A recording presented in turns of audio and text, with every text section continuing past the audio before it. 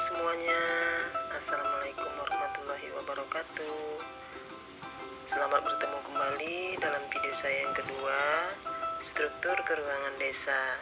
Pada video saya yang pertama, saya sudah menjelaskan mengenai pengertian desa, unsur-unsur desa, kemudian ciri-ciri daripada desa.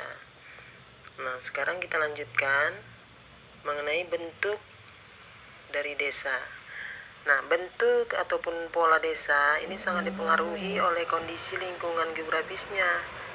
Kondisi lingkungan geografis tersebut antara lain letak desa, iklimnya seperti apa, tanahnya, dan air. Letak desa yang terletak di dataran rendah ini memiliki pola persebaran yang lebih kompak dan teratur.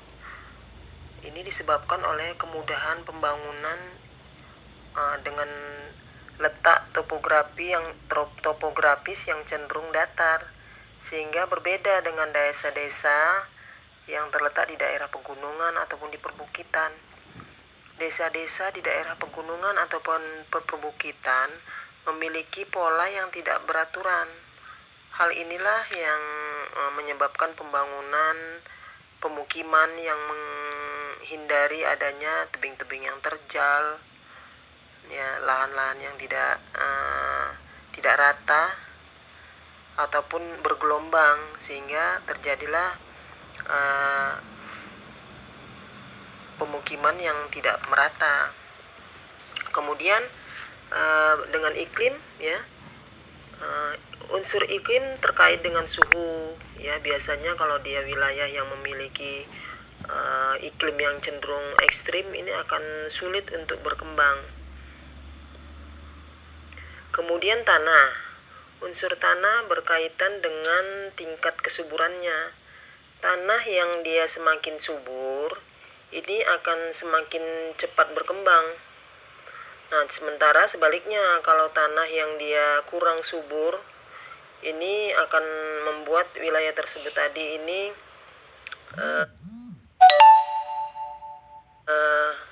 akan lambat berkembang. Nah, selanjutnya air. Kondisi air yang dimaksud adalah berhubungan dengan air tanah. Desa-desa yang dia memiliki tanah yang dangkal cenderung membentuk pola pemukiman yang memusat ataupun mengelompok. Sementara desa yang memiliki sumber air yang dalam cenderung membentuk pola pemukiman yang menyebar. Nah, ini karena mencari sumber-sumber air, ya. Setiap orang yang hidup pasti memerlukan ataupun membutuhkan air. Nah, kemudian secara umum, ya, pola dari persebaran desa, ya, polanya ini secara umum ada 3 macam pola. Pola memanjang, pola mengelompok, dan pola tersebar. Selanjutnya, tipologi desa. Menurut Peraturan Menteri Desa, Pembangunan Daerah Tertinggal dan Transmigrasi Republik Indonesia nomor 22 tahun 2016 tentang penetapan prioritas penggunaan dana desa tahun 2017. Tipologi desa merupakan fakta, karakteristik, dan kondisi nyata yang khas keadaan terkini di desa serta keadaan yang berubah dan berkembang diharapkan terjadi di masa depan. Itu yang disebut dengan visi dari desa. Adapun pengelompokan tipologi desa ini dapat dilakukan sekurang-kurangnya berdasarkan kekerabatan. Kalau dia yang kekerabatan ini meliputi desa-desa, yang pertama desa genealogis, ya, desa genealogis, yaitu desa yang dicirikan oleh tali persaudaraan antar warga desa yang masih kuat. Kemudian yang kedua, desa teritorial adalah desa yang menjadi pemukiman warga dengan beragam asal keturunan. Jadi asal keturunannya ini beragam. Dan kemudian yang ketiga, desa campuran atau campuran antara genealogis dan teritorial. Kemudian tipologi desa berdasarkan hamparan, ya, meliputi desa-desa sebagai berikut, ya, hamparan. Yang pertama, desa pesisir atau desa pantai, ya, pesisir. Nah, kemudian yang kedua, desa dataran rendah ataupun lembah, ya, dataran rendah, lembah. Kemudian yang ketiga, desa dataran tinggi. Yang keempat, desa perbukitan ataupun daerah pegunungan. Selanjutnya yang ketiga, tipologi desa berdasarkan pola pemukiman, meliputi desa-desa. Satu, desa dengan pemukiman menyebar. Yang kedua, desa dengan pemukiman melingkar. Yang ketiga, desa dengan pemukiman mengumpul.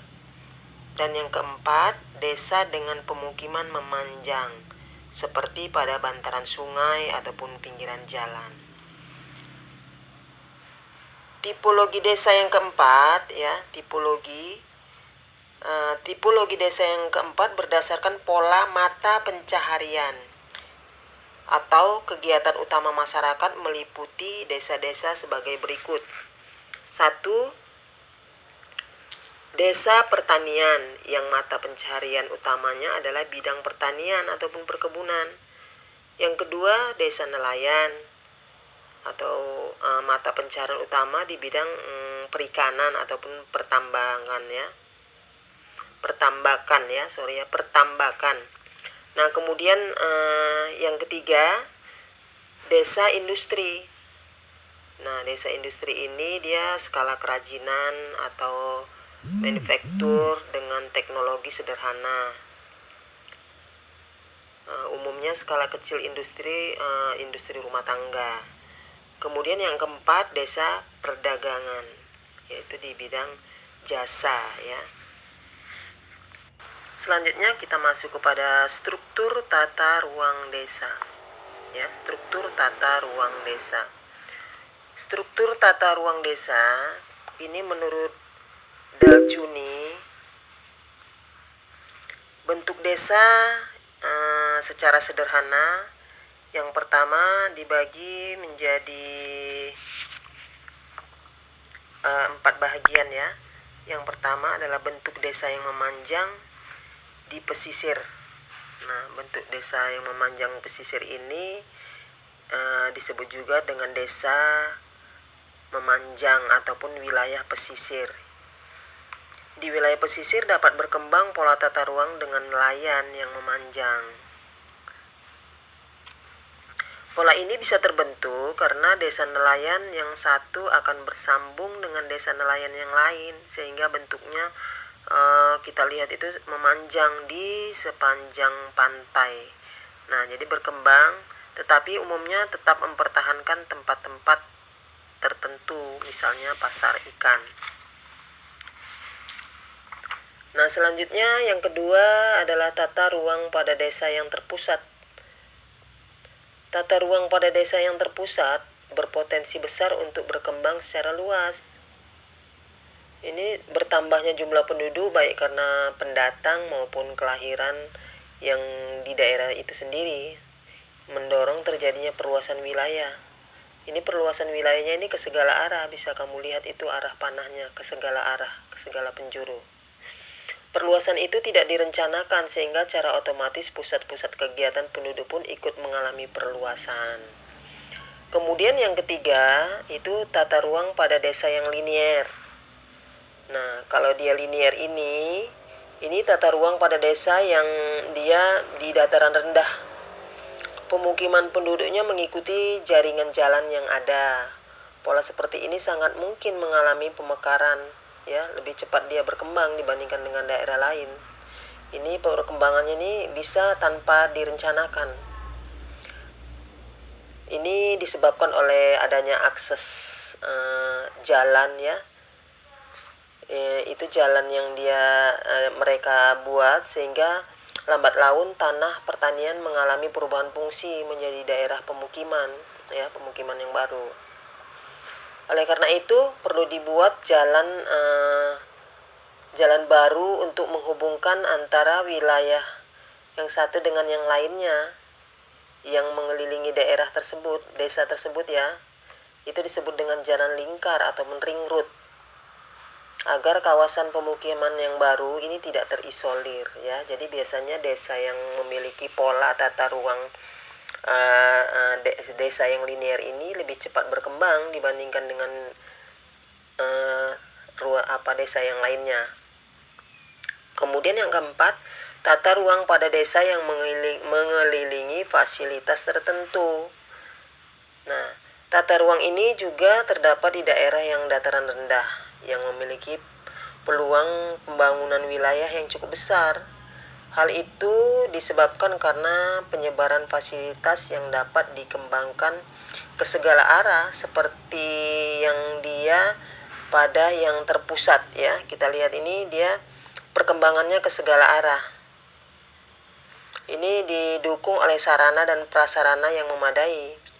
Fasilitas yang dimaksud antara lain dia contohnya adanya pusat pemerintahan seperti adanya kantor kelurahan, kantor camat ya, dan lain sebagainya. Kemudian adanya pusat pertokoan, kemudian adanya pusat kesehatan, puskesmas ya contohnya, dan lain sebagainya, dan pusat industri ya, pusat industri. Nah, itu dia keempat struktur tata ruang desa. Kalau struktur keruangan menurut Bintarto, itu yang pertama, pola persebaran desa memanjang jalan ya, seperti pola yang memanjang mengikuti alur jalan. Ini dapat ditemukan di wilayah areal dataran rendah. Kemudian yang kedua, pola persebaran desa memanjang sungai. Nah, memanjang sungai ini dia berarti bentuknya memanjang tapi dia mengikuti aliran sungai ya, alur sungai. Ini biasanya pemukiman penduduk terletak di kanan kiri sungai. Ini masyarakatnya ini memanfaatkan dari air sungai tersebut untuk berbagai keperluan hidup mereka. Nah, kemudian yang ketiga, pola persebaran desa memanjang pantai. Nah, jadi dia memanjang tapi dia di daerah pesisir ya, pantai. Dia mengikuti alur dari sepanjang pantai. Ini biasanya ditemukan di daerah pantai yang landai. Nah, mengikuti arah garis pantai ya. Ini biasanya pola desa nelayan. Desa nelayan. Nah, kemudian yang keempat, pola persebaran desa memanjang pantai dan sejajar jalan kereta api. Nah, pola persebaran desa memanjang pantai ini dan sejajar dengan jalan kereta api ditemukan di daerah pantai yang landai. Penduduknya umumnya bekerja sebagai nelayan dan pedagang. Pola persebaran desa memanjang pantai dan sejajar jalan kereta api ini ya dapat dilihat di daerah-daerah yang dia dekat dengan rel kereta api, tetapi di situ ada pantainya. Kemudian yang kelima, pola persebaran desa radial ya, radial. Pola persebaran desa radial atau melingkar ini dapat ditemukan di daerah pegunungan berapi ya, kita lihat. Pemukiman penduduk biasanya terletak di kanan kiri sungai, kemudian di lereng gunung berapi tersebut. Nah, kemudian yang keenam, pola persebaran desa tersebar ya, pola desa yang tersebar ini dapat ditemukan di daerah dengan tingkat kesuburannya yang tidak merata.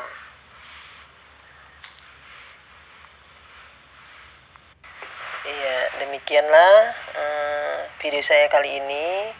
Nanti bagaimana desa tadi bisa berkembang memanfaatkan potensi yang ada di wilayah tersebut. Kemudian lagi bagaimana fungsi desa tersebut terhadap daerah kota yang ada di sekitarnya. Kemudian bagaimana lagi dia tingkatan dari perkembangan desa. Nah, kita lanjutkan pada video saya berikutnya. Sampai bertemu kembali ya, semoga bermanfaat. Mohon maaf bila ada kesalahan. Assalamualaikum warahmatullahi wabarakatuh.